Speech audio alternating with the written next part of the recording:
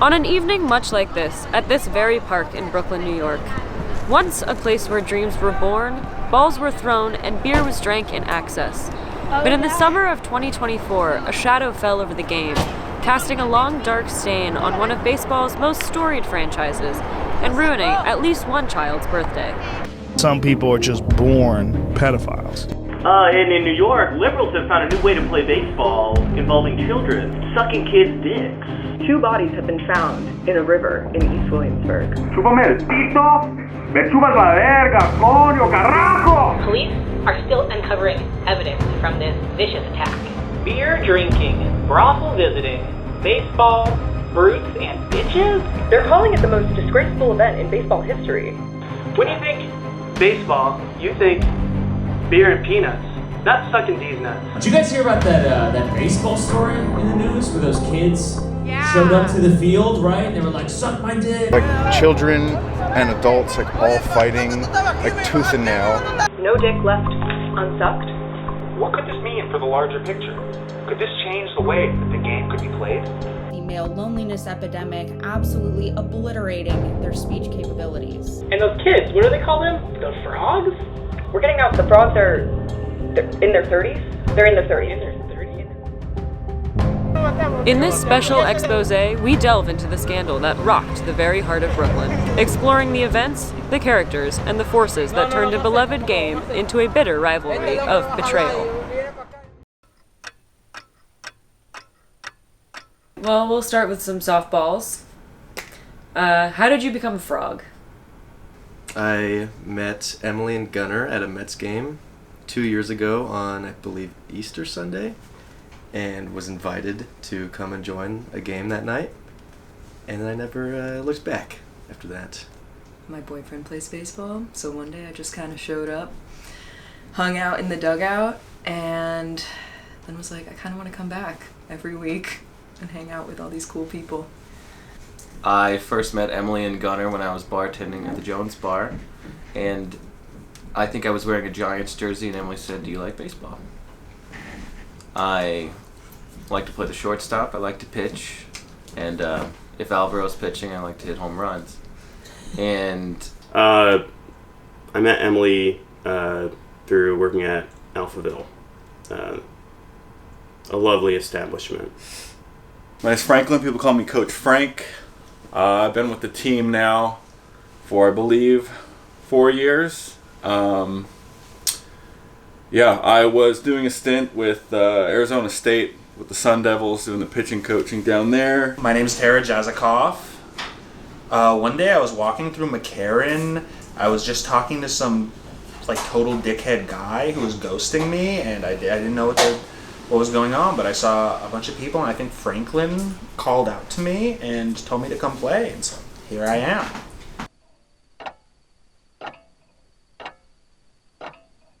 And so you enjoy your time with the frogs? Well, it's been good for me as just a nice activity to get me outside.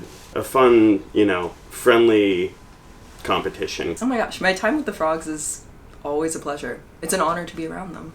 I love playing baseball with the frogs so much. It's like the best part of every week. It's the worst thing about winter is not getting to play. A lovely bunch of people, but I do fear for my social safety. It's mostly good. Just to watch a group of, it's disadvantaged. Group of special adults, just watching them have a good time and stay out of trouble. That's good. That's rewarding. It is. Can we speak to any rivalries or any romances even? Well, Nick Lopez and everyone. So, I've seen a couple scraps between Tara and the soccer players. Yeah. Yeah, I've seen it. It's nasty. Okay. That Alvaro versus Gunnar is a pretty classic one. With the co-ed team, whether they know it or not, I'm an adult. I know it. There's a lot of fornicating going on. It's like the Gunnar Alvaro beef is always kind of lighthearted and fun, but I think the big one, the best one, is Franklin versus himself. When he ends up in the dugout, that man is in a dungeon. He's fighting demons. Okay, when I am busting my ass, I look out in the outfield. I see Alvaro laying down on his phone. Tara's also on a phone in the dugout on Al Jazeera, foaming at the mouth. Have you heard of any other instances of violence or agitation amongst the frogs? You know, there have maybe been moments where certain aggravations and tensions might have put a little bit of a dampening on the baseball spirit, only temporarily. The kids. Yeah. And I hear a bunch of yelling, and I see there's just a group of people in the outfield, and they're yelling at somebody, and I can't see what it is, and then I run up and I see there's a child. I mean, I don't want to say what kind of child it was, what people the child came from. Some parents getting involved, child bullying. Like, there was a weird energy on the field. Lots of dick sucking was being thrown around. 3 guys, I think, walk up and they're screaming, and he says, "You told my kid to suck your dick? You suck my dick." Regulation game. I was on the mound. I believe I'd been struggling that inning. I've heard about this as well. Zach Lichman potentially calling in said family to essentially bail him out of the inning. And, I mean, let's be frank here, okay? He was on the mound just filling up his pants, okay? He was overdue to be pulled. He threw a shower ball 2 innings ago. Chillest guy on earth, okay? But that man's connected like the MTA. His family runs deep. Google the Lichmans, okay? If he wanted something like that to happen, he would make it happen. And the first thing I heard was Caleb beat up Zach Litch. And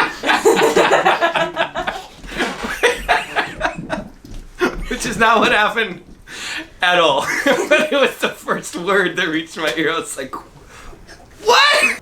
how was Caleb's attitude then?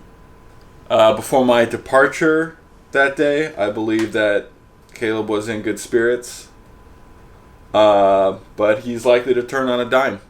And though reports say that he was actually the one trying to keep everything at bay, trying to keep some other antagonizers away from the issue, calm. Well, you know, that's an alpha male. Calm when he needs to, you know, he gets fired up. He's a fired up player. Mm-hmm. But, you know, he'll turn on a dime. I've seen it. People are yelling. There was like division sown amongst the baseballers. You know, it got heated, and some people like egged, you know, people on. You run out there, and there's just probably like 15 people yelling at us. And I'm saying goodbye to these 40 people with bats. I've never agitated a fucking thing in my life. Yeah, I think this is a huge black eye on the face of the Frogs Ball community. Have you personally seen hide or tail of Brian Hot White Boy since the incident? Some say he's in the wind. On the lam. This has been going from an interview to an interrogation. I'm not addressing those. Did it occur to you or anyone that perhaps the family wanted to play? And that's why they were wielding bats? You know, misunderstanding was that they were trying to play some sort of game of their own on the same field. I don't think that they were going to pull up to play a game of ball. Walk us through the day that they found the bodies in the river. Off the record, I saw murder those kids. On her Instagram story. She was fucking killed. Well, river. What? I don't think any of that happened. I think they got into baseball and they're actually working their way into the MLB.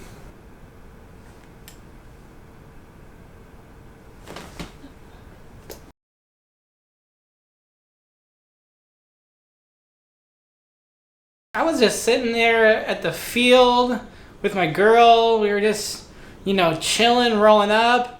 And a ball just comes out of nowhere, just almost fucking hits her. So we're pissed off. We're just, these old timers keep playing baseball at this field every day. They think they're from here. They're from fucking New Orleans and fucking Vermont. So the ball comes rolling over to us, and this geezer starts jogging out with a limp, and he says, "Oh, can you throw the ball this way?" I'm with my girl, so I want to flex a little bit. So I fucking wind up, send it back to home plate. That pissed him off, of course. He starts yelling, "Oh, suck my dick, suck my dick." I'm 15 years old, that's a crime, buddy. I don't know what you're thinking any of this funny business is gonna go on, but certainly isn't. So, he doesn't know. My dad and all the other neighborhood dads are drinking beers around the corner. They grab their bats, they go jogging over to the dugout, and then a fight breaks out.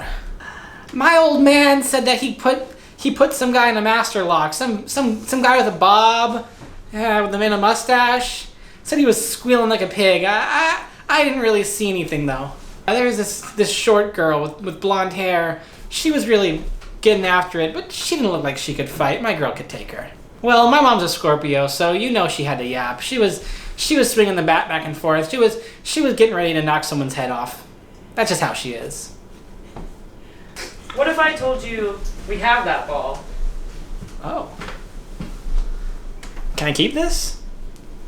That's for you. Yeah, the kids at school are gonna really go nuts for this. And just to be clear, you got your parents' permission to be here today, right? We have the forms on file, I think. Yeah, they're cool with it. You're sure? Hold on. We didn't get this. This is over. Get out of here. And there we have it. A cautionary tale best summarized not by 3 words, but by 5. It could happen to you.